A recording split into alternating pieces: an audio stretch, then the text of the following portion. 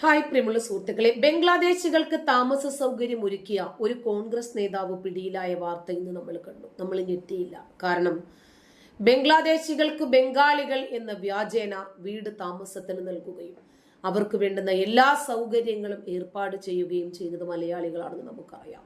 അതിന്റെ പിന്നിൽ രാഷ്ട്രീയമായിട്ടുള്ള ഇരുണ്ട കരങ്ങളുണ്ടെന്ന് നമുക്കറിയാം. പണമാണല്ലോ വരുന്നത്. 5000 രൂപ പോലും വാടകയില്ലാത്ത ഒരു വീട്ടിൽ 50 പേര് ഒരുമിച്ച് താമസിച്ചു കഴിഞ്ഞാൽ 50,000 രൂപ വാടക കിട്ടുന്നുണ്ട്. അഡ്വാൻസും അതുപോലെ. ഒരു മെയിൻ്റനൻസിൻ്റെയും ആവശ്യമില്ല.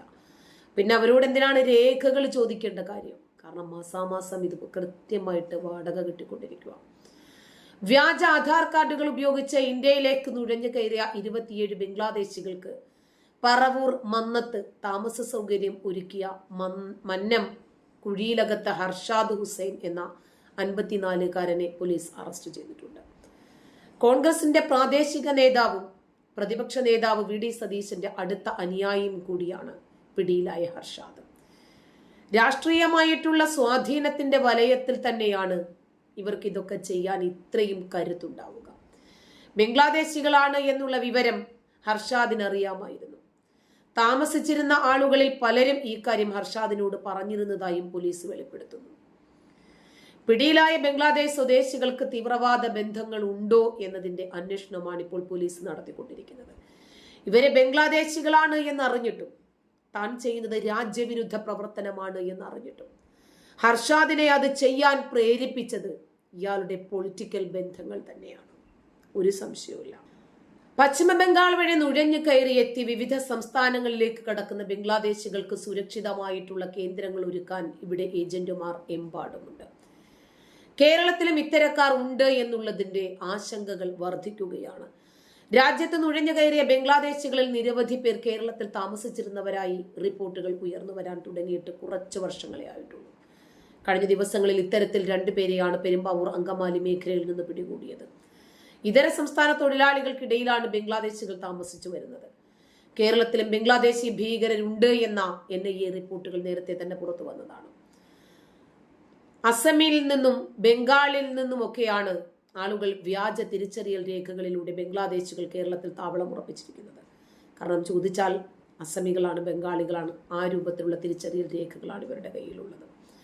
2022 ഓഗസ്റ്റിൽ മുനമ്പം ഫിഷിംഗ് ഹാർബറിൽ നിന്ന് 4 ബംഗ്ലാദേശി സ്വദേശികൾ പിടിയിലായിരുന്നു. സംശയം തോന്നിയ നാട്ടുകാർ ഇവരെ തടഞ്ഞു വെച്ച് ചോദ്യം ചെയ്തപ്പോഴായിരുന്നു ബംഗ്ലാദേശികളാണ് എന്ന് മനസ്സിലായത്. പോലീസിന് കൈമാറിയ ഇവരെ ഇന്റലിജൻസ് ബ്യൂറോ ഉദ്യോഗസ്ഥരും ചേർന്ന് ചോദ്യം ചെയ്തിരുന്നു. പിന്നീട് തന്നെ ഇവരെ ബംഗ്ലാദേശിലേക്ക് നാടുകടത്തി. ഇതര സംസ്ഥാന തൊഴിലാളികളെയും ബംഗ്ലാദേശി നുഴഞ്ഞു കയറ്റക്കാരെയും പലപ്പോഴും തിരിച്ചറിയാൻ കഴിയാത്ത സ്ഥിതിയാണ് നിലവിൽ സംസ്ഥാനത്തിലുള്ളത്. ഇതര സംസ്ഥാന തൊഴിലാളികൾക്കും ഒപ്പം ജോലി ചെയ്യുന്ന ബംഗ്ലാദേശികളെ കുറിച്ച് അറിയാമെങ്കിലും തൊഴിലാളി ക്യാമ്പുകളിൽ ഉള്ളവർ ഭയം കാരണം നിഷേധിക്കുകയാണ്. കാരണം എന്ത് ചെയ്യാനും മടിയില്ലാത്തവരാണ് ഈ ബംഗ്ലാദേശികൾ. ബംഗ്ലാദേശിൽ പല രൂപത്തിലുള്ള ക്രൂരകൃത്യങ്ങളും ചെയ്തിട്ട് രക്ഷപ്പെടുന്നതിന് വേണ്ടിയുള്ള ഒരു മറയായിട്ടാണ് അവർ ഈ നാട്ടിൽ ചേക്കേറിയിരിക്കുന്നത്. ചോര കണ്ടറപ്പ് തീർന്ന കരങ്ങളും.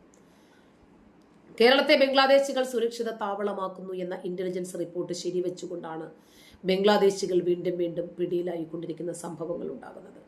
ഒറിജിനലിനെ വെല്ലുന്ന ആധാർ കാർഡ് വരെ തരപ്പെടുത്തിയാണ് ഈ കൂട്ടർ കേരളത്തിലേക്ക് വരുന്നത്. കാരണം ഇത്തരം രാഷ്ട്രീയക്കാരുണ്ടല്ലോ വ്യാജരേഖകൾ ഉണ്ടാക്കി കൊടുക്കാൻ.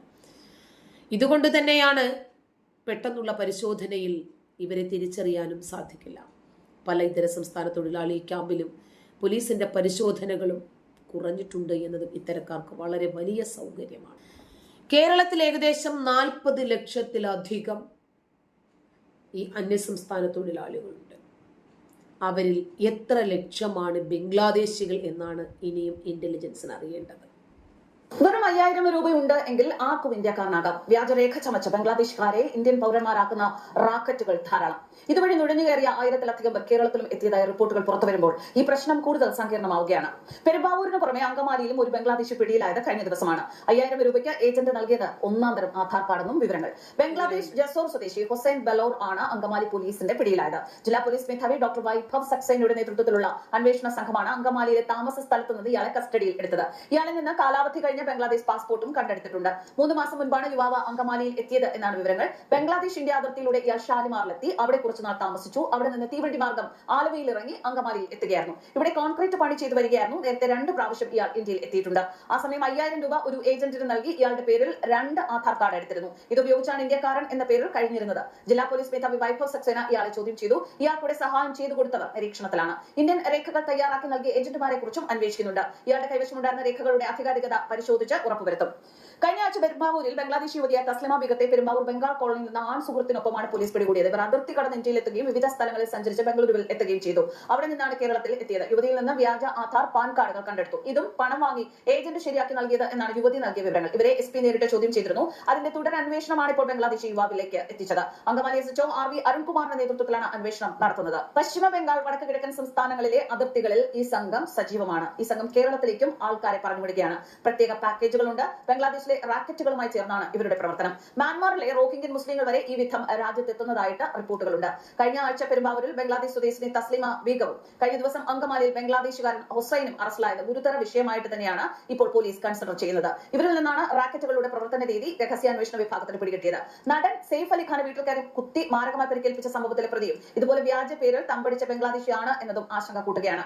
കേരളത്തിൽ സംബന്ധിച്ചാണെങ്കിൽ 40 ലക്ഷത്തിനടുത്ത് അന്യസംസ്ഥാന തൊഴിലാളികൾ ഉണ്ട് എന്നാണ് കണക്കുകൾ. ഔദ്യോഗിക രേഖയിൽ 5 ഇതിൽ 3% വരെ ബംഗ്ലാദേശികളാകാം എന്നാണ് കേന്ദ്ര അന്വേഷണ ഏജൻസികളുടെ നിഗമനം. കേരളത്തിലെ ബംഗ്ലാദേശുകാരിൽ കുറെ പേർ തിരുപ്പൂർ, കോയമ്പത്തൂർ, ചെന്നൈ എന്നിവിടങ്ങളിലേക്ക് കടന്നു എന്നാണ് മറ്റൊരു സൂചന. ഇടത്തരം കമ്പനികളിലും മറ്റും ജോലി ചെയ്ത് പണം സ്വരൂപിച്ച് വിദേശത്തേക്ക് കടക്കുന്നതാണ് രീതി. 2 വർഷത്തിനിടെ 15 ബംഗ്ലാദേശികളെ കൊച്ചി വിമാനത്താവളത്തിൽ മാത്രം പിടികൂടിയിരുന്നു. ഇവരെ സംബന്ധിച്ച വ്യക്തമായ കണക്കുകൾ 15,000 രൂപ മുതൽ 25,000 വരെ നൽകിയാൽ passport, Aadhaar, pan card, voter ID എന്നിവ ഈ റാക്കറ്റുകൾ നിർമ്മിച്ചു നൽകും. പശ്ചിമ ബംഗാൾ മുർഷിദാബാദ് ജില്ലയിലെ ജലങ്കി വഴിയാണ് ഇവരുടെ നുഴഞ്ഞുകയറ്റം. ഇതിലൂടെ ലഹരിക്കടത്തും വ്യാപകം. രാജ്യങ്ങളെ വേർതിരിക്കുന്ന പത്മ നദി കടന്നും മറ്റുമാണ് ഇവർ ജലങ്കിയിൽ എത്തുന്നത്. ആദ്യം ആസാമിലും മറ്റും തമ്പടിക്കും. രേഖകളെല്ലാം കൈമാറും. തുടർന്ന് രാജ്യത്തിന്റെ വിവിധ ഭാഗങ്ങളിലേക്ക് പാസ്പോർട്ട് ആക്ട്, രാജ്യസുരക്ഷാ നിയമം തുടങ്ങിയ വകുപ്പുകൾ ചുമത്തി ജയിലടയ്ക്കുന്ന ബംഗ്ലാദേശുകാരെ നാട് കടത്തണം എന്നാണ് ചട്ടം. ഇതിന് കടമകൾ ഏറെയാണ്. യഥാർത്ഥ രേഖ ഉറപ്പായാൽ മാത്രമേ നാട് കടത്തൽ പൂർത്തിയാകൂ. ഇതിന് മാസങ്ങളെടുക്കും. എന്തായാലും കേരളത്തിലുള്ളവരും കരുതിയിരിക്കുക. നിങ്ങളുടെ വീട് പണിക്കെത്തുന്നവർ പലരും ബംഗ്ലാദേശികളായിരിക്കും. News desk കർമ്മസ്. അതായത് ഇവരെ പിടിക്കാൻ യാതൊരു മാർഗവും ഇല്ലാതായിരിക്കുന്നു. ഇവരുടെ കയ്യിലുള്ള ആധാർ കാർഡുകൾ, വോട്ടർ ID-കൾ, റേഷൻ കാർഡുകൾ, പാസ്പോർട്ടുകൾ തുടങ്ങിയ പാൻ കാർഡ് അടക്കം ധാരാളം രേഖകളുണ്ട് ഇവർക്ക് ബാങ്ക് അക്കൗണ്ടുകൾ എടുത്തു കൊടുക്കാൻ നമ്മുടെ നാട്ടിൽ ആളുകൾ തിക്കിലും തിരക്കിലും പെടുവാണ്. കാരണം ഇവർക്ക് എന്ത് ചെയ്തു കൊടുത്താലും കമ്മീഷൻ കിട്ടുവാണ്, കൈക്കൂലി കിട്ടുവാണ്. ബംഗ്ലാദേശികൾക്ക് 15,000 രൂപയ്ക്കാണ് ഈ സകലമാന വ്യാജ രേഖകളും മലയാളികൾ തന്നെ ഉണ്ടാക്കി നൽകുന്നത്.